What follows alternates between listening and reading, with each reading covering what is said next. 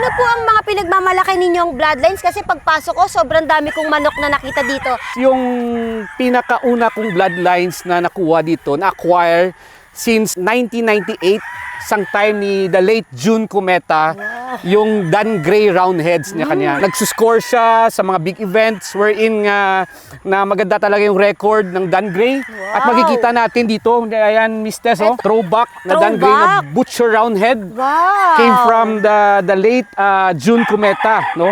Sa kanyang Oscar Aikens na Butcher Roundhead na bloodlines. No? Napakaganda ng kulay. Yeah, of course. Throwback siya eh. Tumalabas talaga yung tinatawag nitang spangle na kulay. Opo. Yun talaga sinasabi ni Tito June Cometa dati pa, nung buhay pa siya, na sabi niya sa pulit-ulit mo na breed sa kanya, talagang may throwback talaga na, Yun, na spangle. Ito pong pinakita nyo sa akin, ano po ang karakteristik nito na sa fighting? Ano ba yung kanyang abilidad? When it comes sa abilidad nitong Claret Roundheads, talagang matalino talaga sila. Wow. Matalino at saka umaangat.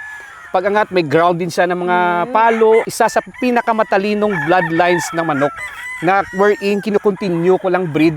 Kasi on the record, nakikita natin, at nakikita ko rin sa mga big event na sinasalihan ng kaibigan ko na si Jojo Marasigan, Yes.